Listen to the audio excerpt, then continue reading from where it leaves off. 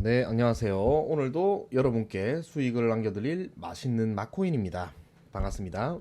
오늘은 리플에 대해서 말씀을 드릴 건데요. 9월경 급등이 한번 나왔었죠. 리플.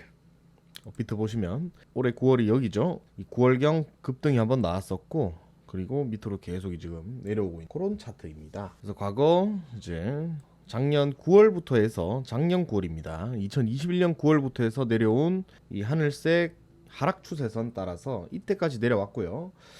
지금 보시면 9월 말부터 이 하락 추세선을 지속적으로 지금 여기 이 부분입니다. 올해 9월 말부터 해서 이 하락 추세선을 돌파를 하려고 지속해서 돌파하고 있는 그런 모습입니다. 거래량도 보시면은 2000 거래량도 보시면 2018년, 19년, 20년도 요 때보다는 지금이 아주 탄탄하게 그렇게 터져주는 모습이에요. 아주 좋습니다. 지금 이 시점에서 파란색 선 뚫고 이 하락 추세선 뚫고 본격적으로 상승이 일어난다라고 하면 상승이 가속화될 겁니다. 추세 이탈은 곧 추세 전환이 되는 거니까요. 진짜 찐만입니다. 그리고 하늘색 하락 추세선을 돌파를 했을 시에는 정말 찐반이라고 보셔도 될 것 같고요. 그리고 지금 피보나치 선을 좀 그어보면요. 단기 저항선은 이 빨간색 선 바로 전 고점입니다. 9월달 전 고점이죠. 잘 안 보이실 텐데요. 전 고점이 여기 9월달 고점 여기죠. 바로 0.5462불 이쪽 라인이 되겠습니다. 한화로 한 710원 정도입니다. 전 고점이랑 거의 비슷하네요. 지금 거래량이 탄탄한 게 정말 좋은 현상이에요. 최근 가격은 변동도 없고 저점 부근이지만 탄탄한 거래량은 도대체 어디에서 오는 걸까요? 그래서 바로 이어서 기사를 하나 보시겠습니다. 이거는 이제 어제 나온 기사인데요. 제목이 XRP 대량 이동 목격 크립토 암호화폐 고래들 XRP 리플의 슈퍼 강세 입장이라고 나왔습니다. 고래들이 이렇게 생각을 한다는 거고요. 그리고 밑에 바로 보시면은 이제 코인베이스가 XRP에 대한 지갑 서비스 지원 중단을 발표했음에도 암호화폐 고래들은 리플에 대해서 매우 낙관적인 입장을 갖고 있는 것으로 판단된다고 크립토가 보도를 했다. 이렇게 나와 있습니다. 바로 이 이유 때문이죠. 소송의 결말이 가까워지면서 리플에 유리한 상황을 기대하는 그런 고래들이 리플에 계속 강세 입장을 취한다라고 나와 있습니다. 수많은 고래들이 큰 비중으로 리플이 승소한다는데 베팅을 했다는 내용이 되겠습니다. 그리고 11월 29일 그러니까 이번 주 화요일이죠. 1억 1001만 달러에 달하는 XRP가 두 개의 익명 지갑으로 이동을 했습니다. 한화로 1,400억 정도 되는 양이에요. 그리고 비슷한 시기에 또 1,000만 달러의 리플이 이동을 했어요. 엄청납니다. 엄청난 양이에요. 그러면 도대체 이 고래들은 어떤 근거로 리플 측이 소송에서 이길 것이라고 생각을 하는지, 그리고 만약에 소송에서 이긴다라고 하면은 리플의 가격이 미치는 영향에 대해서 알아봅시다. 이 첫 번째 이유는요. 일단 리플의 법률 고문인 스튜어트 알데로티 요 사람이 말을 했습니다. 미국 증권거래위원회와 미등록 증권 판매 소송을 진행 중인 리플의 법률 고문인 스튜어트 알데로티가 트위터를 통해서 여기 미국 증권거래위원회죠. SEC는 리플을 증권으로 분류하지 않았고 그렇게 분류할 권한도 없다라고 말을 했습니다. 트위터를 통해서 이제 지적을 했죠. 리플의 증권 분류 여부를 판단할 수 있는 것은 바로 법원밖에 없다라고 했고요. SEC도 이를 인정한 바가 있다라고 말을 했습니다. 결국 판사가 결정을 한다 이런 내용이 되겠습니다. 그리고 리플 측 법률 고문이기 때문에 리플 측 우리는 자신 있다 이런 내용을 포함하고 있습니다. 요약하자면요.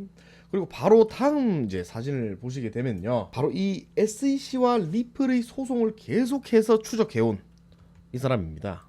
제임스 K 팔란의 트윗이거든요. 이의제기, 하위 테스트에 관한 질의응답에 관한 SEC 봉인 자료 등 세 가지 미결 문제가 서로 얽혀 있다며 판사가 약식 판결에 대해 어떤 결정을 내리느냐는 SEC의 자료 봉인을 해제하는 데에도 영향을 미칠 것이고 전문가의 이의제기 문제의 경우 판사가 약식 판결에 이를 참고하지 않기로 한다면은 더 복잡해지는 일은 없을 것이다. 그렇다면 약식 판결 외에 별도 판결은 없을 것이고 내년 3월 31일 전까지 약식 판결이 종결될 것이다 라고 전망을 했습니다. 길어봤자 3, 4개월 안에 그냥 끝난다, 이런 내용을 그냥 말을 하는 거거든요. 상당히 중요합니다. 그럼 이 3, 4개월 동안에 어떤 리플이 이길 수 있다는 어떤 기대 심리도 굉장히 이제 커질 것이고요. 실질적으로 이 약식 판결이라는 내용을 보시면은 최종 판결에 이르지 않고 재판 도중에 소홀을 기각하는 판결이라고 이렇게 국어 사전에 나와 있습니다.